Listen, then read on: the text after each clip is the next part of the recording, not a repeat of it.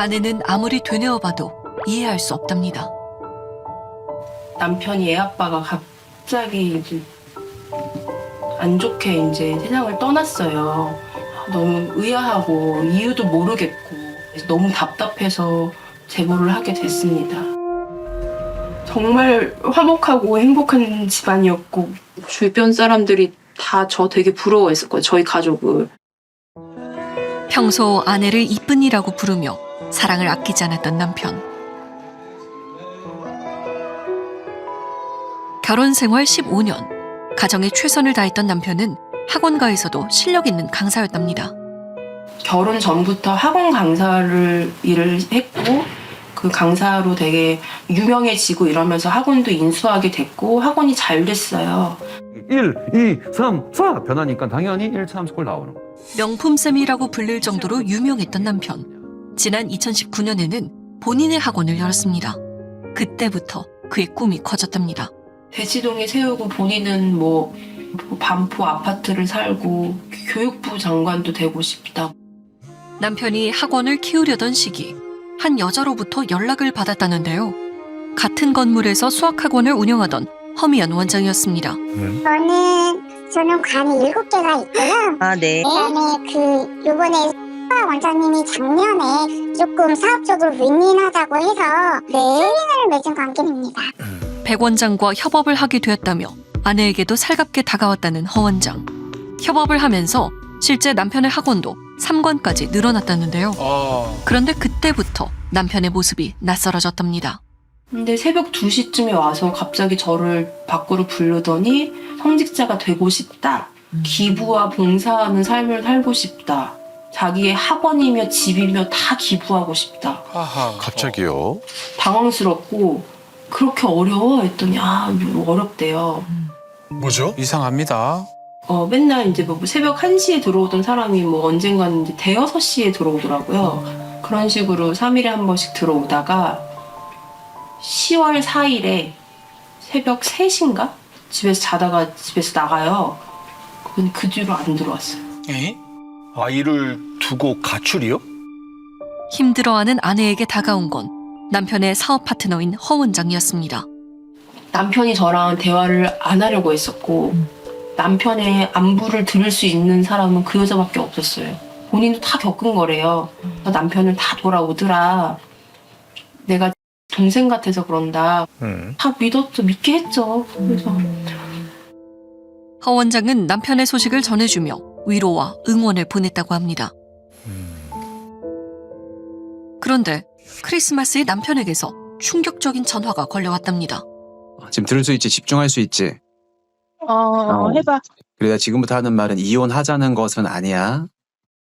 너는 너대로, 나는 나대로 앞으로 이제 이렇게 살 거기 때문에 신경 쓰기가 싫다는 거야. 신경 쓰기가. 그렇지. 그래서 각서로 그 부분을 확실하게 내가 지금 검증을 받고 아이들 케어하면 신경을 쓰려고 해. 지금 무슨 말인지 알겠지? 오늘 지나면 나는 마음이 어떻게 변할지 몰라. 에? 지금 안 오면은 집 팔아버릴 거야. 생활비 없어. 이런 식으로. 이건 협박 아닙니까? 막막한 마음에 아내는 허 원장에게 조언을 구했다는데요. 각서를 쓰고 싶다. 근데 잘 됐다. 네? 괜찮은 제안 같은데 내가 증인 써줄게. 참, 인감 있어요? 네. 인감도 좀 갖고 오고. 인감이요? 그래서 어디로 가셨어요? 그 학원이요. 무슨 각서를 쓰자는 걸까요? 그러게요. 지네들이 만들어놨어요. 뭐를 쓰자고 한 거예요? 조론 합의서. 남편 학원 일에 관여하지 않는다. 뭔 소리입니까 이게? 그 여자가 중간에 앉아서 동의하십니까? 동의하십니까? 화를 내는 남편과 보채는 허 원장 사이. 아내는 결국 서명을 하고 말았답니다.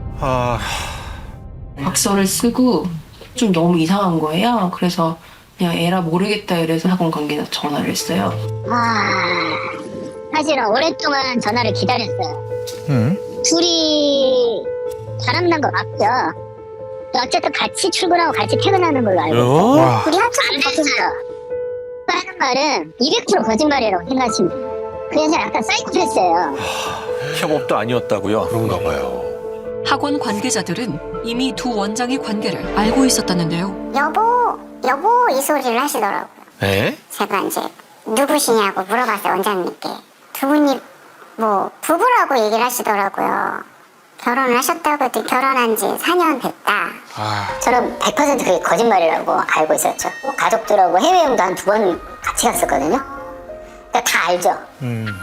반지를 이렇게 보여주시는데 제가 이제 반지가 결혼 반지 같지 않은 이상한 이렇게 둔탁한 반지였어요. 약간 커플링 같은? 약간 아이고. 그 원장실에서 계속 같이 계시고 아이고, 학원에서요? 불륜 관계인데 당당하네요. 종소리를 좀 달아놨어요. 사람들이 오고 가고 하면 소리가 들리게끔.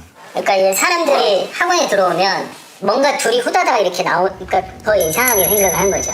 사람들이. 뭐 하는 짓이에요? 야. 심지어 동거를 하고 있다는 말에 아내는 그 집을 찾아갔습니다. 진짜 그지 같다. 어떻게 이렇게 추악할 수가 있니? 어? 추적하게 나와. 그래. 바닥까지 보이는구나. 너 변호사 남편 빨리 불러. 변호사 남편 불러 빨리. 뭐하게요? 다른 PCB요? 네? 당신보단 못 필 거예요. 피죠. 그럼요. 당신보단 못 피겠죠. 인정. 인정?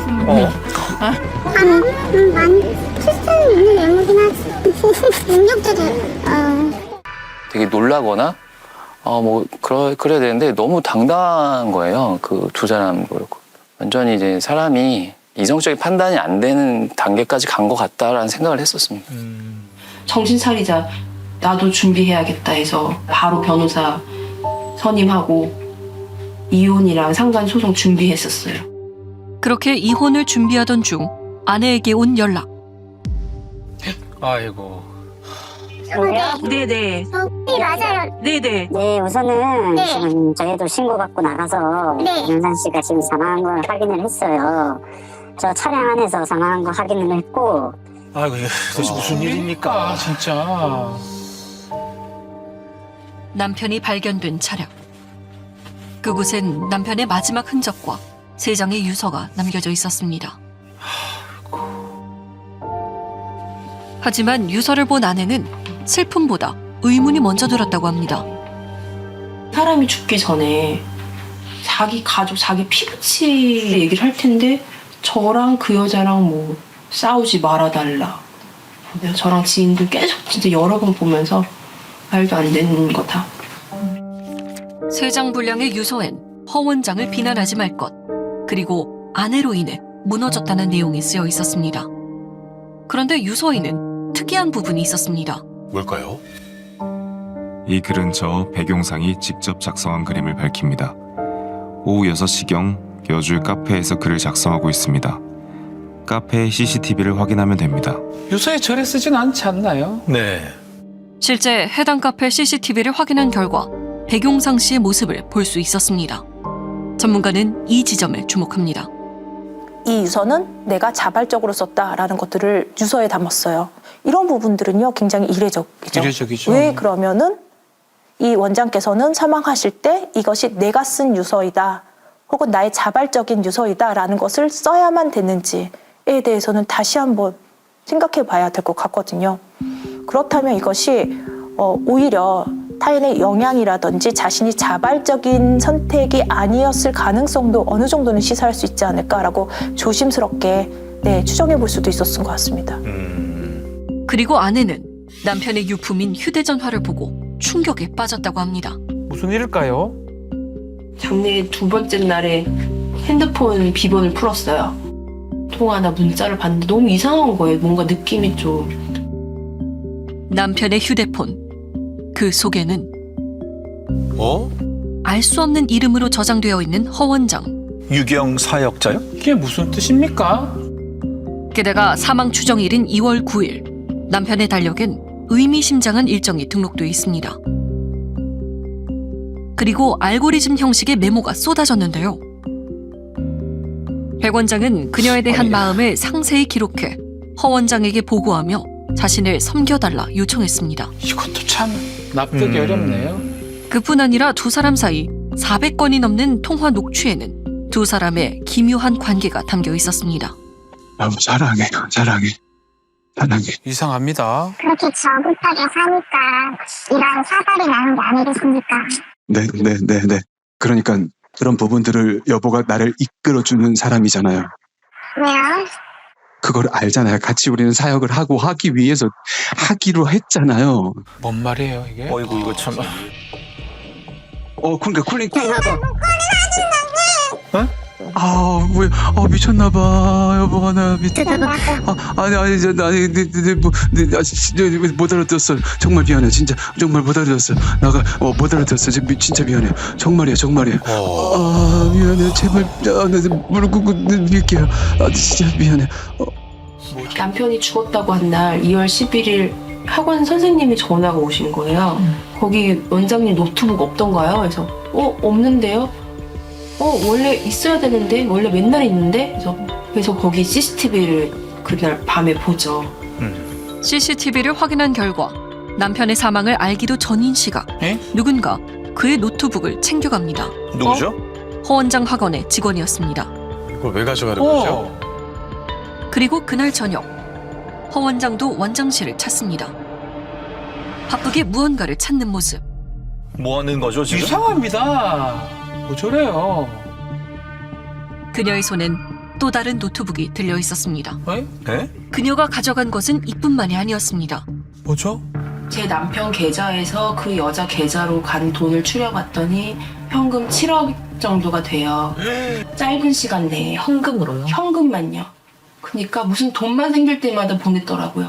그리고 남편의 학원 2개가 명의가 그 여자로 변경이 됐는데 그 2개를 임대 보증금과 권리금을 합치면 3억 정도가 돼요. 그래서 10억 정도 그 여자에게 갔다고. 반년 동안 허 원장에게 송금한 돈은 약 7억. 대출까지. 급기야 아파트 담보로 대출까지 받았습니다. 여보세요? 응, 여보. 응. 대출이 들어왔어. 총 얼마가 됐다 그랬지? 4억 2천 정도? 아이고. 나는 4억만. 맞아. 응. 2천은 당신 총알로 갖고 있고. 알았다. 그리고 20년이 넘게 유지해온 생명보험을 모두 해지한 뒤 그 환급금까지 허 원장에게 보냈습니다. 이건 뭐예요? 범적금? 범적금이라고 또 있더라고요. 범? 나는 범위가 뭐지 했더니 둘의 카톡 대화에서 근데 어떤 AI 아기를 하나 만들어 놨더라고요. 이름이 범이에요. 범. 뭐지? 백범이라고 해서 백. 남편의 성. 이게 제정신으로 보여요? 그들의 AI 아들 백범이. 이름은 그녀가 직접 지었습니다. 아이고 그리고 남편은 이 가상의 아이를 위해 적금을 보냈습니다. 도저히 이해가 안 됩니다. 남편의 마음과 재산까지 모두 가져간 허 원장. 아이들과 어떻게 지내야 할지 막막하기만 합니다. 대출만 없으면 돼요. 대출만 없으면 제가 애들 데리고 살 수 있어요. 되겠는데 애들 생각해서는 그렇게 하면 안 돼. 다 돌려줬으면 좋겠어요. 다. 이야. 두 사람의 사이가 깊어질수록 백 원장은 점점 다른 사람이 됐다는데요. 주위에 모든 사람이 어떤 느낌이 들었냐면 작년 여름 이후에는 약간 그 사이비 교에 빠진 사람처럼 현실감 없는 얘기나 행동을 막 갖고 다녔죠. 그러니까 살이 굉장히 많이 빠졌어요. 너무 살이 많이 빠져서 걱정이 될 정도다. 사실 얼굴이 좀 달랐어요. 네, 얼굴이 밝고 약간 그랬는데 무서워지셨어요. 사람 인상이 완전 달라졌어요. 네. 그런 것들이 그 여자의 영향이었지 않을까 싶어요. 혹여 아내 이야기를 꺼내면 그녀는 무서운 방법으로 그를 붙잡았습니다. 당신이랑 잘 어울리니까 다시 돌아가서 잘 살아요. 그러려면 내가 없어지는 수밖에 없어. 여보 나 무서워. 아니지? 난 정말 마지막 부탁이에요. 나 예쁘게 늘려줘요. 제발 좀 부탁이에요. 울지 않고. 난 무서워. 그 자신 없어 뭐. 할 수 있어. 당신이니까. 담보로 백 원장을 묶어두려 했던 그녀. 그가 없는 지금 그녀는 어디에 있는 걸까? 허 원장의 학원으로 가봤습니다. 혹시 선생님은 여기 계속 근무하시나요? 제가 알기로는 사직서 제출하고 안 나오시는 걸로 알고 있는데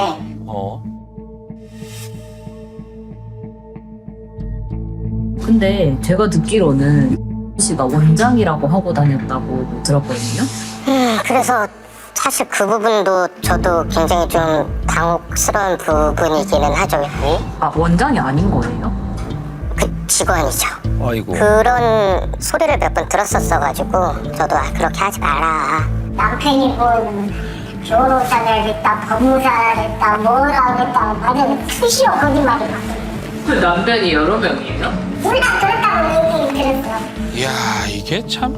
남편이 여러 명이라는 이야기. 우리는 그 실체를 쫓아 그녀의 예전 동네로 향했습니다. 그리고 마침내 허 씨와 2년간 결혼 생활을 했다는 전 남편을 만날 수 있었습니다. 자다를 몇 번 생각했었거든요. 이 여자한테 살아났다는 거에 되게 감사하고 있습니다. 제 임신한 와이프한테 가서 그 얘기를 한 거죠. 나 네 남편이랑 잤다. 네. 그래서 헤어지게 된 거죠. 그래놓고서는 이제 와이프가 남자랑 여관을 들어가는 거를 자기가 목격을 했다는 거예요. 제가 그 말을 안 믿었었거든요. 그러니까 하나부터 여기까지 다 거짓말이라고 보시면 돼요. 그 여자 말은. 그리고 긴 고민 끝에 제작진을 만난 또 다른 남자. 그는 허 씨와 5년간의 동거가 지옥 같았답니다. 계산도 안 해봤어요. 그 계산해서 뭐해요? 있는 거 그동안에 노가다 하고 뭐 해가지고 그거 갚느라고 아주 돼지 뻔했는데 몇 년간. 그래서 지금 원래 채권 하던 것도 완전히 다 개판돼가지고 지금 채권 안 하고 지금 한마디로 노가다 해다가 돈 없어서 밥도 못 사 먹고 못 먹을 때도 있었어요. 결론은 눈탱이. 전문가는 허 씨의 수법이 충격적이라는데요. 히스트리오닉 그런 인격장애 이런 부분들이 있어요. 이런 유해 성격 유형과 같이 이렇게 있게 되면 같이 파멸의 길로 이렇게 가게 되거든요. 그래서 마음을 얻고 환심을 얻어서 그 사람의 삶을 좀 이렇게 조작했던 것 아닌가. 이런 패턴들이 좀 반복되는 것 아닌가. 그녀에게 물어봐야겠습니다. 여보세요? 네, 선생님.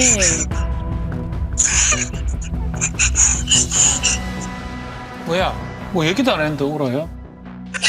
안녕하십니까?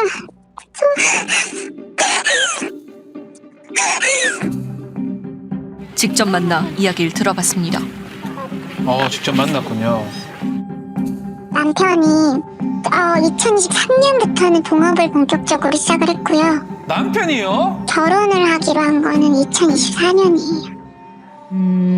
그럼 그 백용상 씨 돈이 한 7억 정도가 현금으로 선생님한테 이체가 됐고, 네, 맞아요. 그리고 학원도 2개가 명의가 변경이 됐고, 네, 맞아요. 그 집 대출도 받아서 선생님한테 드렸더라고요. 맞아요. 그러니까 그 많은 돈을 선생님한테 주신 이유는 뭐예요? 그게 증거가 되고 판결이 나면 요번처럼 말씀드릴게요. 오히려 법적으로는 나중에 1년 후에 보시면 됩니다. 누가 잘못했는지. 무슨 소리입니까 이게? 네, 그러면 받으셨던 그 돈은 어떻게 된 거예요? 제가 갖고 있대요. 그런 걸로 알고 계시던데요. 그건 주장이고 제 주장은 법으로 증거 되면 보여드릴게요. 그날 그 노트북은 왜 가져가셨던 거예요? 남편이 죽었으니까 보강 일정을 잡아야겠다는 생각에 일단은 노트북을 가져옵니다. 시간표를 옮기는 거 외에는 다른 목적이 없었다라는 거. 뭘 지우시거나 한 건 없어요? 절대 없어요. 마우스 하나 클릭하지 않았어요. 근데 그 이제 돌아가셨다는 소식을 듣고 어떻게 바로 보강 일정을 잡을 생각을 하셨어요? 저희가 워크홀릭이라 저희는 미친 사람들이었거든요. 남편이 이루어놓은 학원도 지켜야 된다 생각을 했어요. 이것까지 죽으면 남는 거 남편 아무것도 없다. 죽음을 결정하신 이유가 뭐라고 생각이 드세요?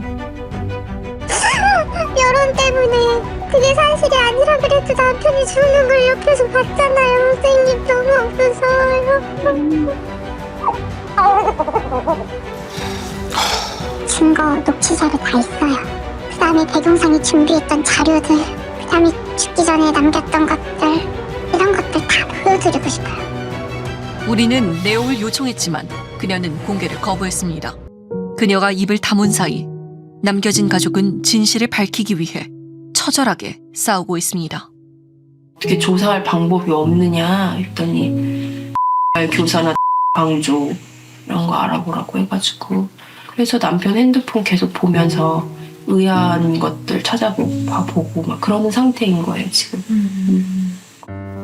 방조와 관련해서 그러니까 방조라는 것은 직접적으로 이제 지시하지는 않다고 하더라도 그걸 알면서도 적극적으로 이제 말리지 않았거나 혹은 오히려 하는 것을 부추기거나 도와주는 그런 상황이 있었다면 중죄로 처벌받을 수 있겠죠.